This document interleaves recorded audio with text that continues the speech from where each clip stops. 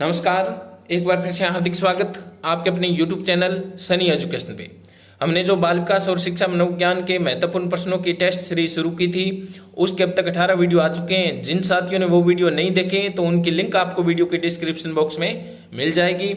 आज का वीडियो आगामी परीक्षा की दृष्टि से बहुत ही महत्वपूर्ण होने वाला है। आज के वीडियो में बाल विकास और शिक्षा मनोविज्ञान से संबंधित 50 अति महत्वपूर्ण प्रश्नों को लिया गया है, इसलिए वीडियो को पूरा देखें। यदि आपको वीडियो पसंद आता है तो वीडियो को लाइक करें, अपने मित्रों में ज़्यादा से ज़्यादा शेयर करें और यदि आप चैनल पर नए हो तो चैनल को सब्सक्राइब करने का कष्ट करें। शुरू करते हैं। आज के वीडियो का पहला प्रश्न हमारे पास, किस मनोवैज्ञानिक के अनुसार सीखने का मतलब ज्ञान का निर्माण करना है? बहुत ही अच्छा प्रश्न है। जिन साथियों को आंसर आ रहे हैं वो कमेंट बॉक्स में जरूर इनके आंसर बताएं। तो किस मनोवैज्ञानिक के अनुसार सीखने का मतलब क्या है? ज्ञान का निर्माण करना है। हमारे पास ऑप्शन पहला BF Skinner, 2 number Thorndike, 3 number Vygotsky, 4 number है जीन पियाजे। तो किसने कहा था ऐसा? जो हमारे पास 3 नंबर ऑप्शन है वाइगोत्स्की। वाइगोत्स्की के अनुसार सीखने का मतलब है ज्ञान का निर्माण करना। उसके बाद में हमारे पास 2 नंबर प्रश्न है, मूल प्रवृत्तियों का पूर्ण रूप से विकास हो जाता है या विकसित हो जाती है? तो मूल प्रवृत्तियां पूर्ण रूप से विकसित हो जाती है किस अवस्था में? हमारे पास जो ऑप्शन दे रखा है 3 नंबर बाल्य अवस्था में। बाल्य अवस्था के अंदर मूल प्रवृत्तियां पूर्ण रूप से विकसित हो जाती है। उसके बाद में हमारे पास 3 नंबर प्रश्न है, किस आयु में बालक का सामाजिक व्यवहार निश्चित होता है? बहुत ही अच्छा प्रश्न है। किस आयु में बालक का सामाजिक व्यवहार निश्चित होता है या हो जाता है? तो हमारे पास जो 2 नंबर ऑप्शन दे रखा है, 3 वर्ष से 6 वर्ष के बीच बालक का सामाजिक व्यवहार निश्चित होता है या हो जाता है। उसके बाद में हमारे पास 4 नंबर प्रश्न है, ड्रा ए मैन परीक्षण किसके द्वारा निर्मित है? ड्रा ए मैन या ड्राइंग ए मैन परीक्षण किसके द्वारा निर्मित है? हमारे पास पहला ऑप्शन अलेक्जेंडर, 2 नंबर को है, 3 नंबर भाटिया और 4 नंबर है गुड एन एफ। तो 4 नंबर ऑप्शन सही हो जाएगा। उसके बाद में हमारे पास 5 नंबर प्रश्न है, बहुत ही अच्छा प्रश्न है, बुद्धि व्यक्ति की वह सार्वभौमिक क्षमता है जो उसे उद्देश्यपूर्ण क्रिया करने, तर्कपूर्ण चिंतन करने तथा वातावरण के साथ प्रभावपूर्ण संयोजन में सहायता करती है। यह कथन किसका है? हमारे पास पहला ऑप्शन वेसलर का, 2 नंबर हेबर एम फ्राइड का, 3 नंबर जीन पियाजे का और 4 नंबर है BF स्किनर का।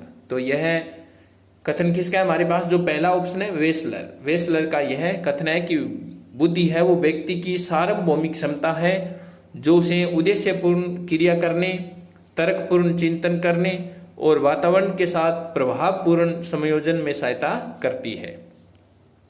उसके बाद में हमारे पास 6 नंबर प्रश्न है, अपवर्जी चिंतन किसका लक्षण है? तो अपवर्जी चिंतन किसका लक्षण है? हमारे पास ऑप्शन पहला बुद्धि का, 2 नंबर सृजनात्मकता का, 3 नंबर कल्पना का और 4 नंबर है व्यक्तित्व का।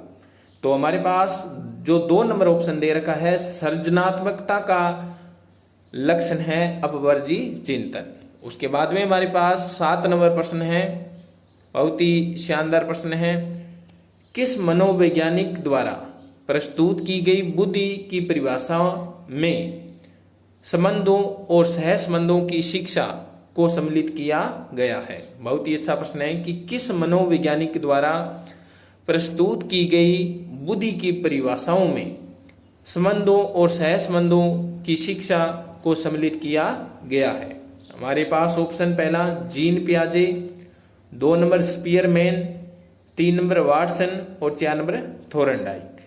तो हमारे पास जो पहला ऑप्शन दे रखा है जीन पियाजे, तो जीन पियाजे की बुद्धि की परिभाषा में संबंधों और सहसंबंधों की शिक्षा को सम्मिलित किया गया है। उसके बाद में हमारे पास 8 नंबर प्रश्न है, बहुत ही अच्छा प्रश्न है, एक बालक कक्षा में जब शिक्षक के आने का समय था ठीक उसी समय चपरासी के आने पर भी समान में खड़ा हो जाता है। तो यह अधिगम सिद्धांत है। बहुत ही अच्छा प्रश्न है कि एक बालक कक्षा में जब शिक्षक के आने का समय था ठीक उसी समय चपरासी के आने पर भी सामान में खड़ा हो जाता है। तो यह अधिगम सिद्धांत है। तो कौन सा अधिगम सिद्धांत है हमारे पास? ऑप्शन 1 नंबर ऑप्शन है शास्त्रीय अनुबंधन का सिद्धांत, 2 नंबर पुनर्बलन का सिद्धांत, और 3 नंबर पूर्णाकार का सिद्धांत, और 4 नंबर है क्षेत्रीय सिद्धांत।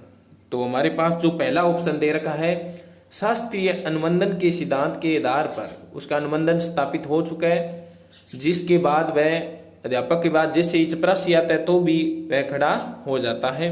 तो 1 नंबर ऑप्शन सही हो जाएगा। उसके बाद में हमारे पास 9 नंबर प्रश्न है, एक व्यक्ति RAS बनने का उद्देश्य निर्धारित करता है किंतु वातावरणीय समस्याओं का अवलोकन कर प्राध्यापक बनना सुनिश्चित कर लेता है। यह अधिगम सिद्धांत है। तो यह अधिगम का कौन सा सिद्धांत है हमारे पास? 1 नंबर ऑप्शन है क्षेत्रीय सिद्धांत, 2 नंबर पुनर्बलन का सिद्धांत, और 3 नंबर है सूज का सिद्धांत, और 4 नंबर है उद्दीपक अनुक्रिया सिद्धांत। तो बहुत ही अच्छा प्रश्न है कि एक व्यक्ति RAS बनने का उद्देश्य निर्धारित करता है किंतु वातावरणीय समस्याओं का अवलोकन कर प्राध्यापक बनना सुनिश्चित कर लेता है। तो यह अधिगम का सिद्धांत है। तो कौन सा सिद्धांत है हमारे पास? जो पहला ऑप्शन दे रखा है क्षेत्रीय सिद्धांत, 1 नंबर ऑप्शन सही हो जाएगा। उसके बाद में हमारे पास 10 नंबर प्रश्न है, बालक को यदि अध्यापक गणित में संपूर्ण समस्या एक ही बार में स्पष्ट कर देता है तो इसमें अधिगम का सिद्धांत है। बहुत ही अच्छा प्रश्न है। हमारे पास ऑप्शन पहला क्षेत्रीय सिद्धांत, 2 नंबर पुनर्बलन का सिद्धांत, 3 नंबर है पूर्णाकार का सिद्धांत, और 4 नंबर है उद्दीपक अनुक्रिया सिद्धांत। तो हमारे पास जो 3 नंबर ऑप्शन दे रखा है पूर्णाकार का सिद्धांत होगा। बालक को यदि कोई अध्यापक गणित में संपूर्ण समस्या एक ही बार में स्पष्ट कर दे तो वह अधिगम का कौन सा सिद्धांत होगा? पूर्णाकार का सिद्धांत होगा। उसके बाद में हमारे पास 11 नंबर प्रश्न है, एक प्रतियोगी छात्र रिक्तियां या वैकेंसी नहीं होते हुए भी नौकरी की कठोर तैयारी करता है। यह अधिगम सिद्धांत है। तो अधिगम का कौन सा सिद्धांत है? यह हमारे पास ऑप्शन क्षेत्रीय सिद्धांत, 2 नंबर पुनर्बलन का सिद्धांत, 3 नंबर सूज का सिद्धांत, और 4 नंबर है अनुक्रिया उद्दीपक का सिद्धांत। तो एक प्रतियोगी छात्र रिक्तियां या वैकेंसी नहीं होते हुए भी नौकरी की कठोर तैयारी करता है। तो यह अधिगम का सिद्धांत कौन सा है? अनुक्रिया उद्दीपक सिद्धांत है। 4 नंबर ऑप्शन सही हो जाएगा। उसके बाद में हमारे पास 12 नंबर प्रश्न है, विद्यार्थियों को ना तो पुरस्कार देना चाहिए और ना ही किसी प्रकार का पुनर्बलन, यह कथन किसका है? बहुत ही अच्छा प्रश्न है कि विद्यार्थियों को ना तो पुरस्कार देना चाहिए और ना ही किसी प्रकार का पुनर्बलन। तो यह कथन किसका है? हमारे पास पहला option Maslow, 2 number Tolman, 3 number Carl Rogers, और 4 नंबर है थोर्नडाइक। तो यह कथन किसका है? हमारे पास जो 1 नंबर ऑप्शन दे रखा है मेस्लो के अनुसार विद्यार्थियों को ना तो पुरस्कार देना चाहिए और ना ही किसी प्रकार का पुनर्बलन देना चाहिए। उसके बाद में हमारे पास 13 नंबर प्रश्न है, मैकडूगल ने सफेद चूहों पर परीक्षण किया। जिस रास्ते में चूहों को बिजली का धक्का लगा उस रास्ते में चूहों ने जाना छोड़ दिया। थोर्नडाइक का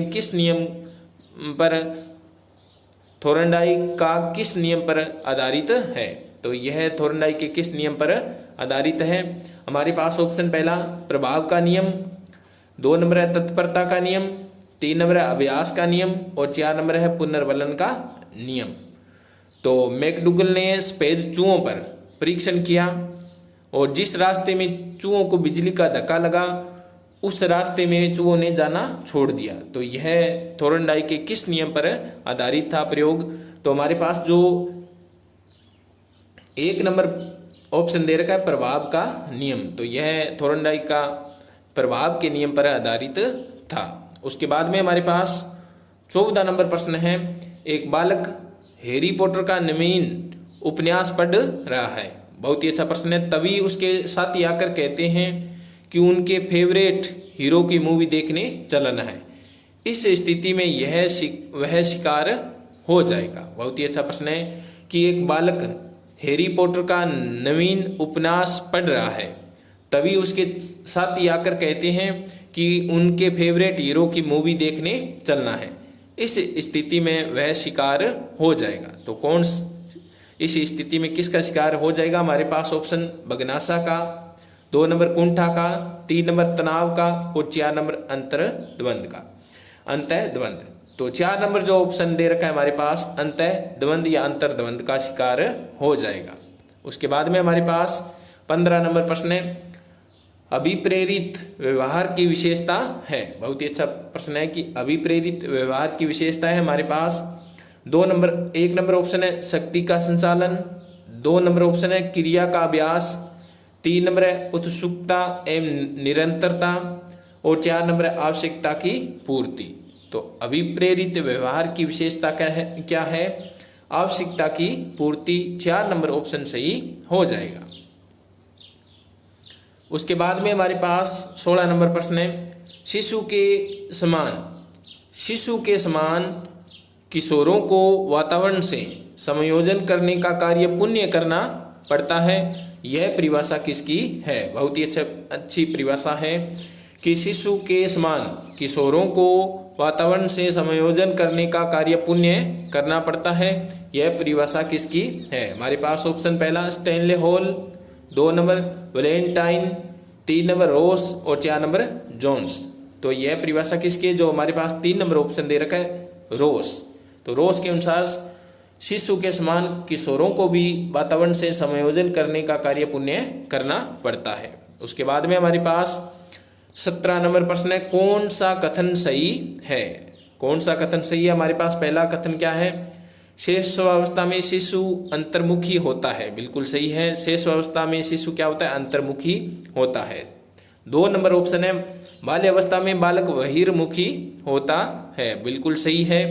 उसके बाद में 3 नंबर, बाल्यावस्था में सामूहिक प्रवृत्ति की प्रबलता होती है। यह भी सही है। तो इसके अंदर जो 4 नंबर ऑप्शन है उपयुक्त सभी सही हो जाएंगे। उसके बाद में हमारे पास 18 नंबर प्रश्न है, बहुत ही अच्छा प्रश्न है, विकास वह दशा है जो प्रगतिशील परिवर्तन के रूप में प्राणी में सतत रूप से व्यक्त होती है। यह प्रगतिशील परिवर्तन किसी भी प्राणी में भ्रूण अवस्था से लेकर प्रौढ़ अवस्था तक होता है। यह विकास तंत्र को सामान्य रूप से नियंत्रित करता है। यह प्रगति का मापदंड है और इसका आरंभ शून्य से होता है। बहुत ही अच्छा प्रश्न है।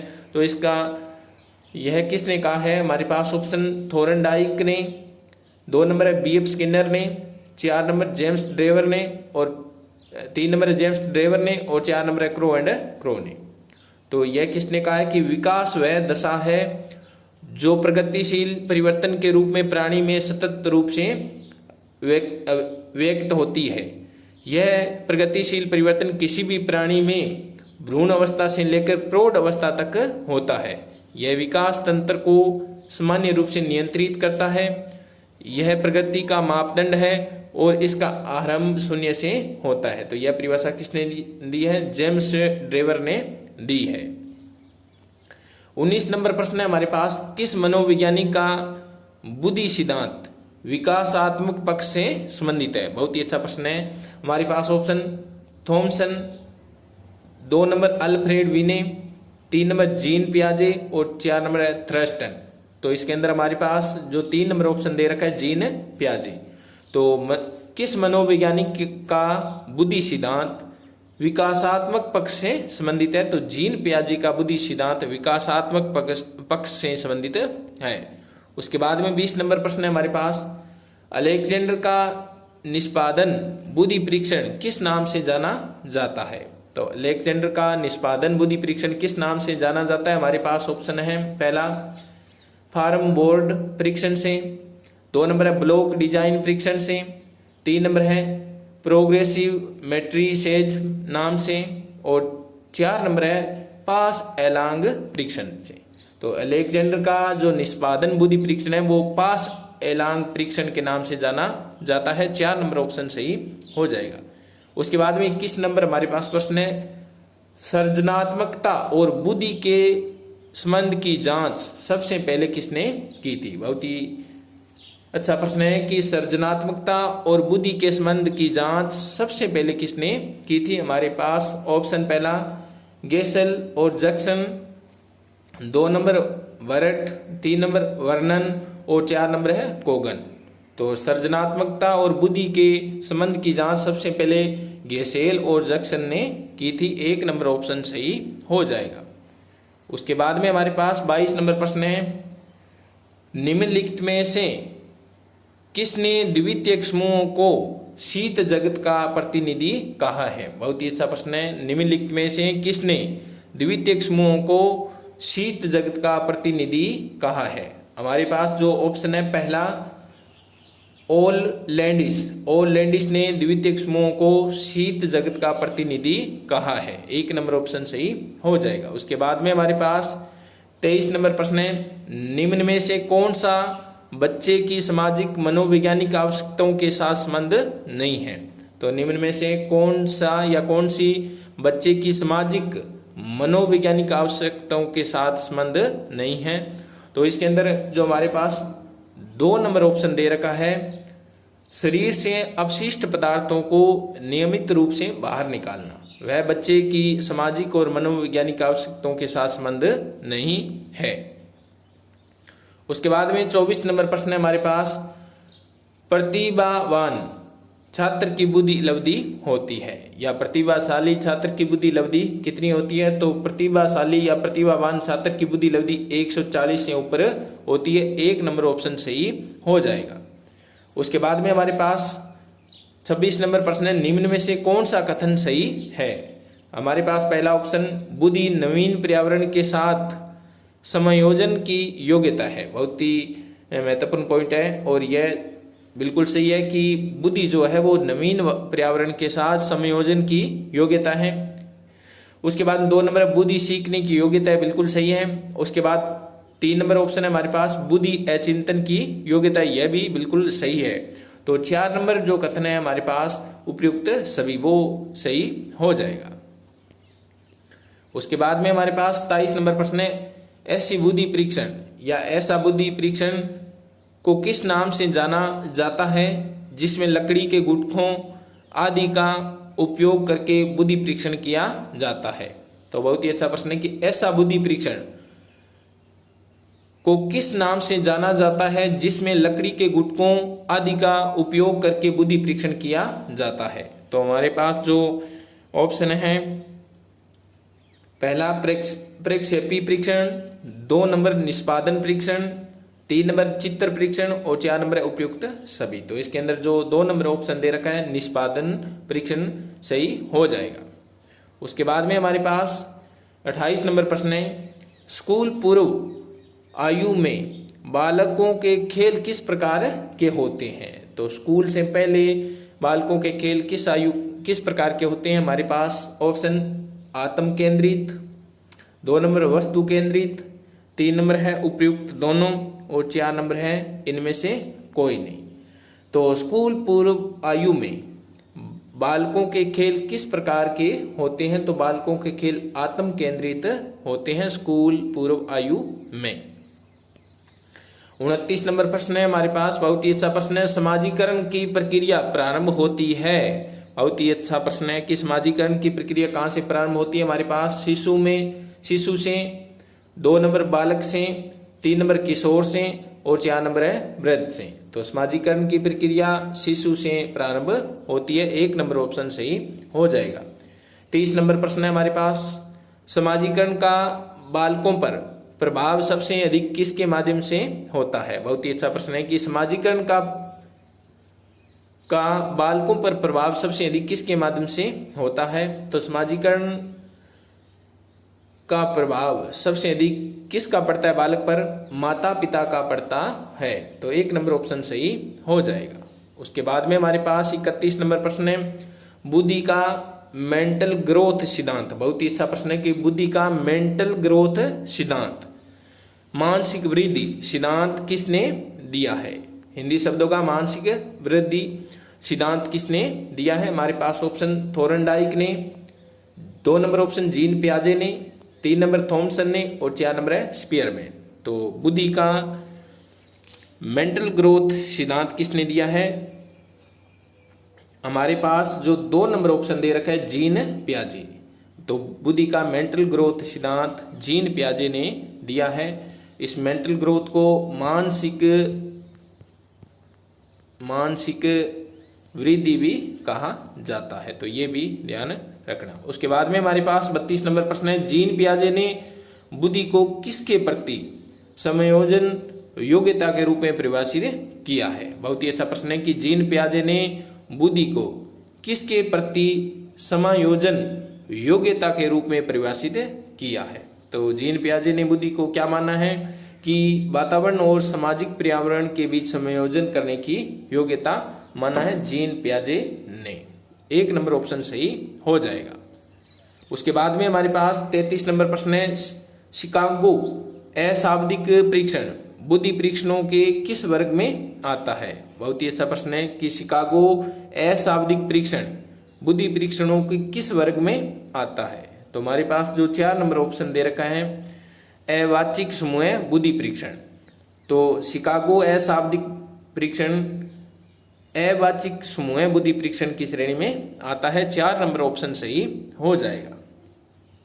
34 नंबर प्रश्न है हमारे पास, डियरबोरन समूह परीक्षण माला। बहुत ही अच्छा प्रश्न है कि डियरबोरन समूह परीक्षण माला बुद्धि परीक्षण के किस वर्ग में आती है? तो हमारे पास जो 4 नंबर ऑप्शन दे रखा है, अवाचिक समूह बुद्धि परीक्षण की श्रेणी में आता है। 4 नंबर ऑप्शन सही हो जाएगा। उसके बाद में हमारे पास 35 नंबर प्रश्न है, पठन पाठ विधि के चरणों में किस चरण में अध्यापकों को सबसे अधिक ध्यान देना चाहिए?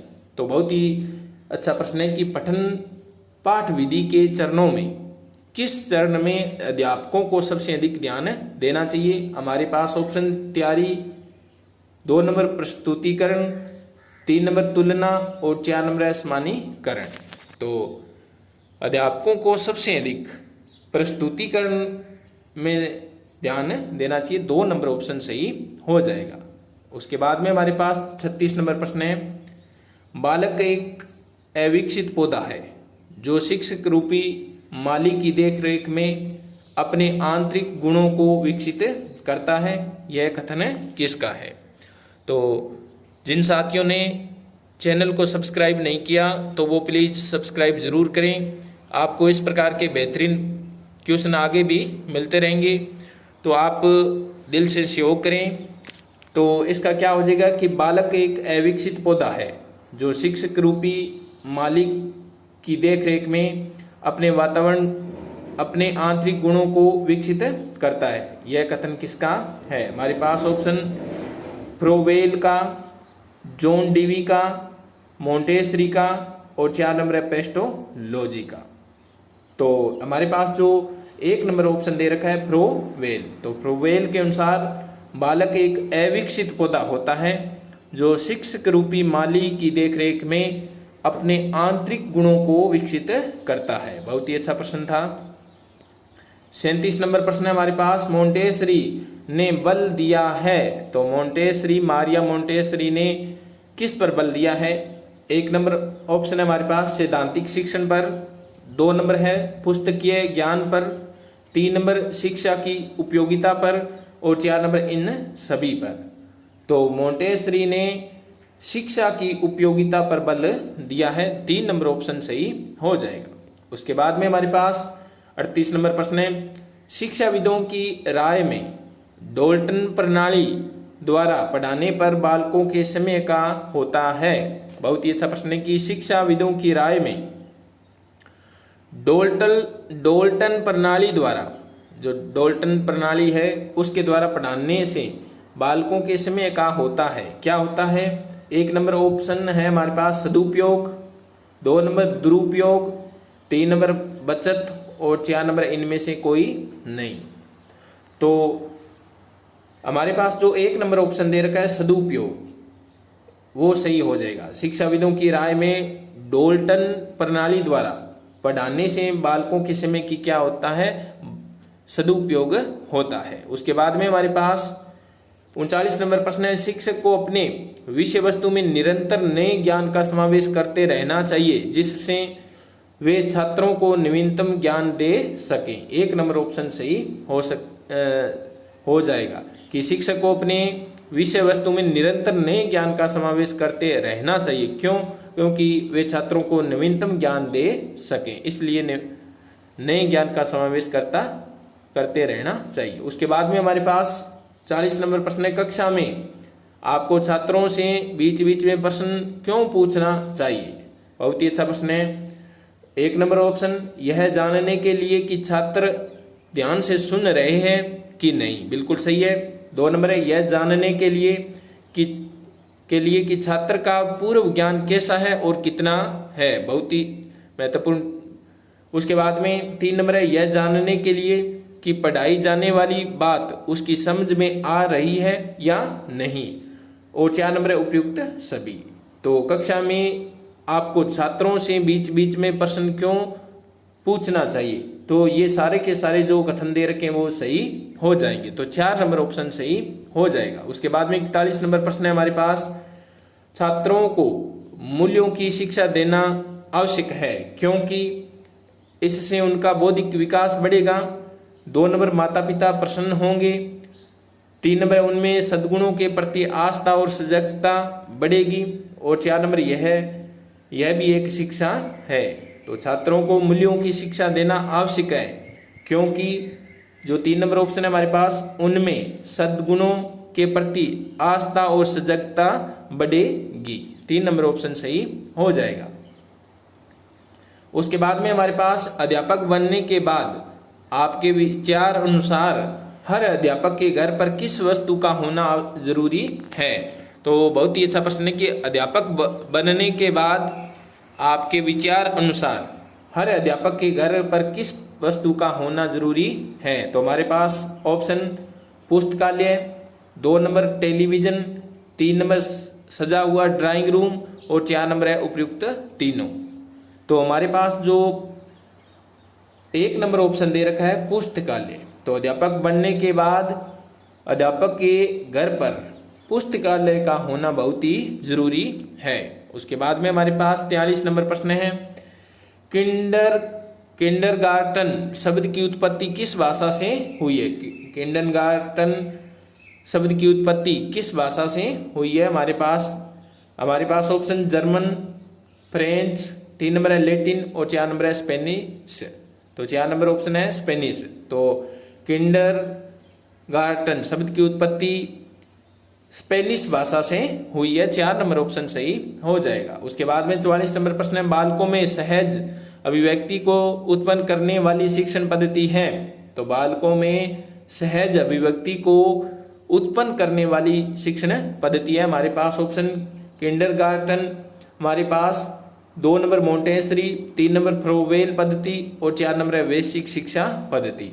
तो बालकों में सहज अभिव्यक्ति को उत्पन्न करने वाली शिक्षण पद्धति कौन सी है? जो 2 नंबर ऑप्शन दे रखा है हमारे पास, मोंटेसरी पद्धति हो जाएगी।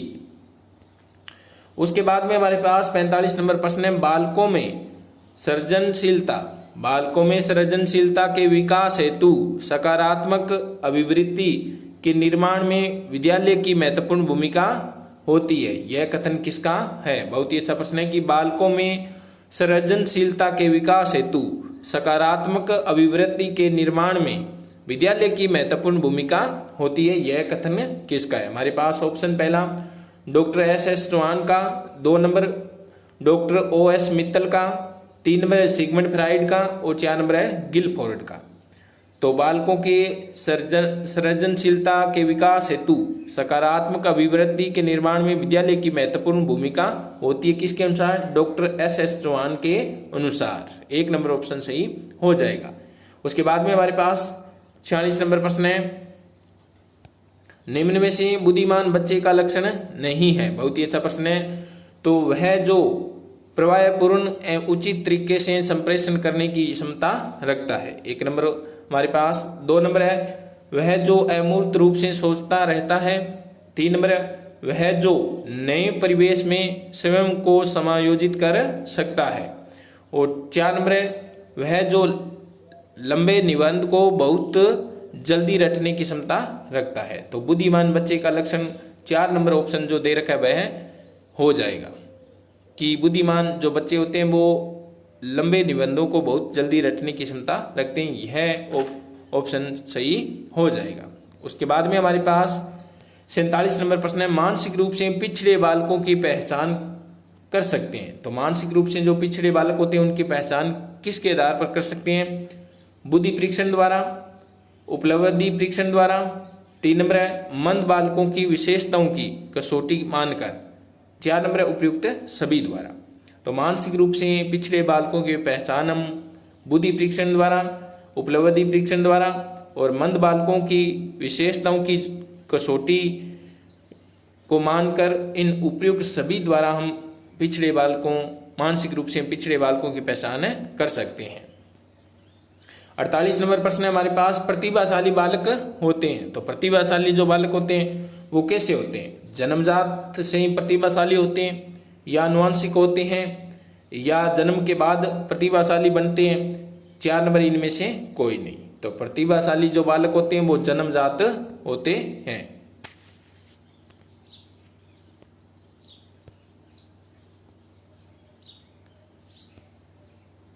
उसके बाद में हमारे पास 49 नंबर प्रश्न है, प्रतिभाशाली बालक की विशेषता है। बहुत ही अच्छा प्रश्न है कि प्रतिभाशाली बालक की विशेषता है हमारे पास। पहला ऑप्शन मूर्त विषयों में रुचि, 2 नंबर है मंद बुद्धि बालकों में रुचि, 3 नंबर है दैनिक कार्यों में समरूपता और 4 नंबर है सामान्य अध्ययन में रुचि। तो प्रतिभाशाली बालक की विशेषता है सामान्य अध्ययन में रुचि।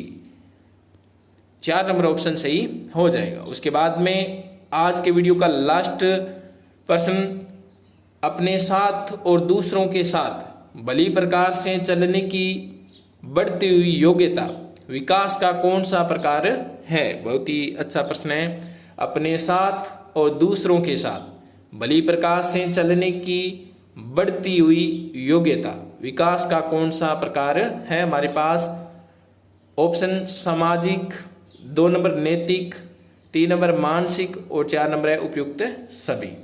तो इसके अंदर जो 1 नंबर ऑप्शन दे रखा है सामाजिक, वो सही हो जाएगा। तो ये थे आज के वीडियो के महत्वपूर्ण 50 प्रश्न। वीडियो कैसा लगा कमेंट बॉक्स में जरूर बताएं, और इसकी PDF प्राप्त करने के लिए आप हमारे टेलीग्राम ग्रुप को ज्वाइन कर सकते हो। उसकी लिंक आपको वीडियो के डिस्क्रिप्शन बॉक्स में मिल जाएगी। तो मिलते हैं जल्दी अगले वीडियो के साथ, तब तक